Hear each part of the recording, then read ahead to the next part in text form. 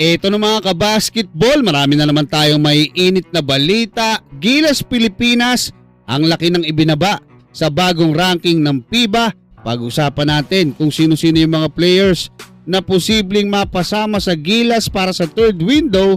At kay Soto, posibleng maopera ng mahigit sa $1 million na kontrata at makakapaglaro pa siya sa Gilas Pilipinas para sa third window. Pero bago yan, huwag kalimutan mag-like at mag-subscribe bilang pagsuporta sa pinakabagong update ng FIBA matapos ang mga naging bakbakan ng mga Asian countries. Sa kakatapos lang na FIBA World Cup Asian Qualifiers ay bumaba nga ng 6 na pwesto ang power ranking ng ating Gilas Pilipinas.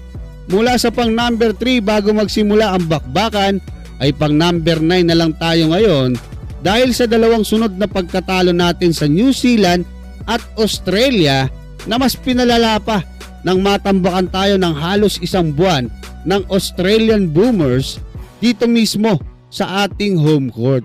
Kaya dahil dyan mga kabasketball, napakaraming mga Pinoy basketball fans ang gusto na ng pagbabago sa ating Gilas Pilipinas sa pamamagitan ng iba't ibang mga paraan. May mga nagsasabing dapat daw palitan yung mga PBA players, yung ilang mga PBA players sa ating Gilas Pilipinas, palitan na yung sistema, palitan na rin maging si Coach Tim Cone. Pero isang nakikita nating paraan mga kabasketball na hindi masyadong komplikado o kumbaga makatotohanan, no? Dahil alam naman natin si Coach Tim Cone hindi naman basta-basta mapapalitan yan hanggang sa matapos etong World Cup or mag-qualify tayo hanggang doon sa Olympics. Posible po mas maganda na magdagdag na lang ng ilang mga players para magkaroon po tayo ng option pagka malalakas na bansa yung makakalaban natin, malalaki, di ba? Pwede natin piliin i-match din, or pagka mabibilis pwede rin nating i-match yun, di ba? O kaya kulang tayo sa shooter, na-injured yung isa, may mga maisasalpak tayo mga kabasketball. Di ba? Wala tayong masasabi kasi ginawa ni Coach Tim Cone lahat ng magagawa niya para manalo tayo. At speaking of Gilas Pilipinas mga kabasketball, dito nga sa third window ay malaki yung chance ang makapaglaro ng ating pambatong si Kai Soto kung yung desisyon ng kanyang kampo ay dito pupunta, no? Kasi para maipaliwanag ko lang, no, napakarami pong option na meron ngayon. Etong si Kai Soto, yung kampo niya, no? Ang dami niyang, malakas yung agency niya. Maganda yung nilalaro niya ngayon. Marami pong option. Pwede siyang mag-Summer League.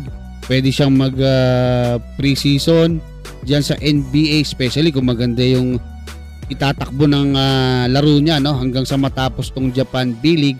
Tapos po, pag natapos itong season ng Japan B-League, obligado po siyang mawala na or umalis na sa Koshigaya Alpas kasi malilipat sa Division 2 etong Koshigaya. Ngayon yung mga malalakas or kahit na sinong mga kupunan dito sa Division 1 ng Japan or sa B-League Premier na yung itatawag nila, ay kukunin si Kai o opera ng mas malaki. Kasi po sabay na yung tatlong import international dyan kasama pa Asian player or naturalized. Ganun nakatindi yung bakbakan dyan. Posible pong lumagpas ng $1 million yung mai-o-offer kay Kai. Kung nung nakaraan umabot ng $900,000 ngayon po pwedeng umabot, humigit ng $1 million. Doblado po yung two-way contract, yung halaga ng two-way contract. Kaya yung short-term contract mga kabasketball, malabo po yun. Hindi po kakagatin yon ng kampo ni Kai Soto. Pwede po silang maghintay ngayon hanggang sa makuha si Kai.